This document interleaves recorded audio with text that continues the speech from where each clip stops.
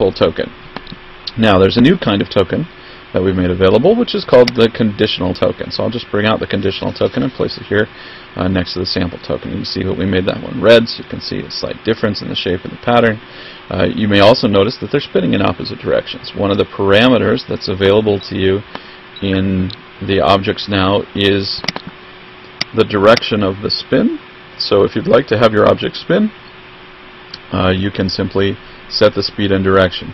In this case, the spin is moving in the positive direction, so it spins sort of to the left, and if it were spinning in the negative direction, then it would spin sort of to the right. And you can see the value that you can set those is identified here, and you can adjust the speed at which they spin. You can even set it to 0.0, which would make the object not spin at all. And you saw before that we can turn the particles on and off. We can also adjust how long it takes between respawning, so if you want your tokens to reappear after a period of time, or even if you don't want them to reappear at all, you can set that number there. You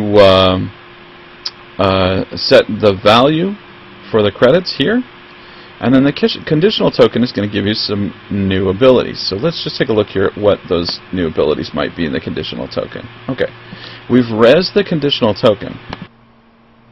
Now we'll reset the conditional token, which happens to be set up initially to run on channel 4, and you see I ran the reset. That makes sure that the token is all reset and back to its neutral parameters so I can begin to use it.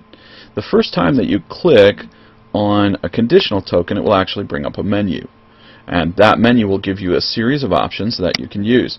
Not prize means that you expect that the user will not have earned a specific prize. You can use this as a sort of gate to say that if they've already used a prize, they can't go backwards in the game, or you could use it to check for some kind of violation or problem. In any case, what you do is basically select not prize, and then you click on the object that you don't want them to have earned a prize from, specifically the challenge board or the challenge object, and then it will monitor whether or not they've already earned the prize from that board. If they have, then they will, in the case of not prize, not get this conditional token.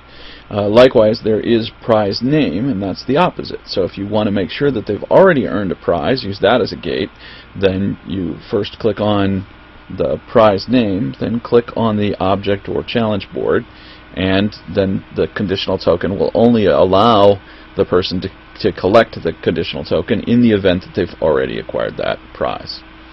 Wearing and not wearing are two new ones that are used with the new worn object.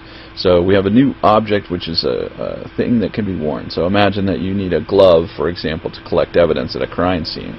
Well, you can check to see whether or not the person is wearing that glove, and if they are wearing the glove, then give them the conditional points. And likewise with conditional tokens, you can take points away if they attempt to acquire a conditional token without having met those parameters. So it gives you a lot more flexibility than the regular token.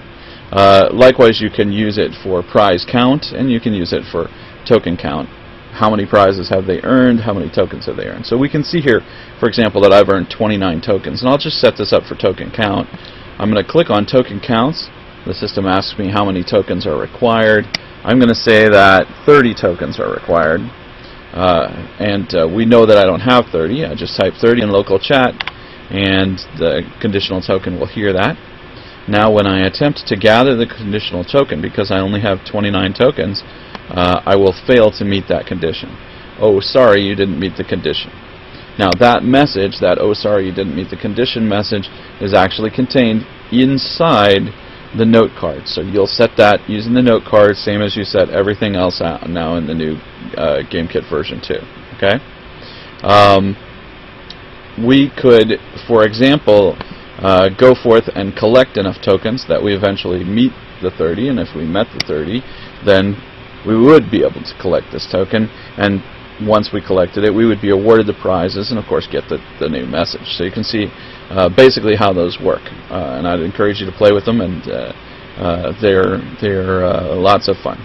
Okay, the trap, touch trap and collision trap are very similar to the way they have been in past instances. You can see here The touch trap, slightly different aesthetic. It's all black now.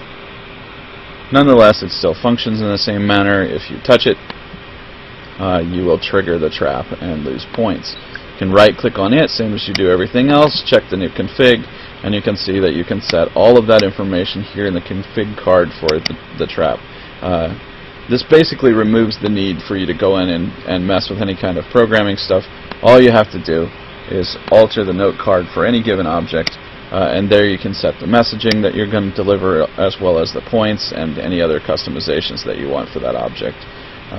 The collision trap, same story. In the case of the collision trap, you're going to walk into it to trigger it rather than to touch it to trigger it. Okay? And